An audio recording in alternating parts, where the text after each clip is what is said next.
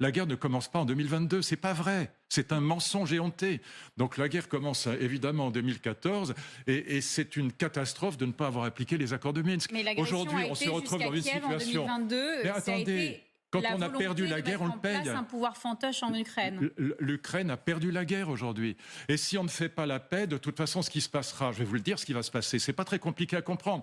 Poutine continuera à avancer jusqu'à Kiev. On va tout perdre. Il continuera à avancer jusqu'à Kiev, sauf si on déclare une guerre contre la Russie. Vous avez envie de déclarer une guerre contre la Russie, qui sera une guerre nucléaire? C'est absurde. Voilà. Et tout ça parce qu'on n'a pas été fichus, nous, Européens, crétins d'Européens, on n'a pas été fichus d'imposer la paix entre ces deux nations fratricides, qui sont des frères. Vous allez en Ukraine, ils parlent tous le russe. C'est absurde ce qui se passe aujourd'hui.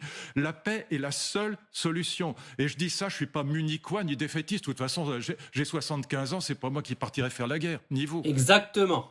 La propagande occidentale de venir expliquer que c'est Vladimir Poutine qui a provoqué la guerre entre la Russie et l'Ukraine est à mourir de rire. Heureusement que les gens sont moins cons aujourd'hui et que les propagandistes sont minoritaires. Parce qu'on sait très bien que le non-respect des accords de Minsk et le non-respect des frontières russes a créé le bordel qu'on a aujourd'hui.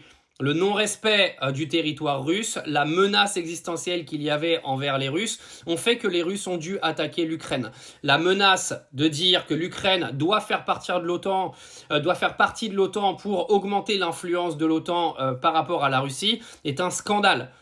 Imaginez-vous président d'un pays demain, vous avez vos ennemis qui sont à côté, qui disent on va aller récupérer votre pays frontalier pour agrandir notre influence et vous mettre la pression à votre frontière. Jamais de la vie tu les laisses faire. Donc toi, le grand défenseur ukrainien, arrête de faire ton faux cul à venir dire que c'est Vladimir Poutine qui est venu foutre la merde. C'est vous qui êtes venu foutre le bordel. D'accord? C'est vous les Occidentaux, c'est vous les Européens. Si vous aviez pas expliqué que l'Ukraine devait rentrer dans l'OTAN et dans l'Union Européenne, alors qu'en Ukraine, comme il dit très bien, on parle russe, on n'aurait pas tous les problèmes qu'on a aujourd'hui.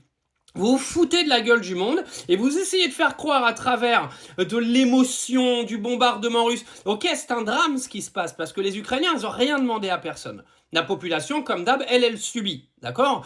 Mais par contre, cette population, elle meurt à cause de qui? À cause de Volodymyr Zelensky qui se fait passer pour un héros alors que c'est à cause de lui qu'on en est là.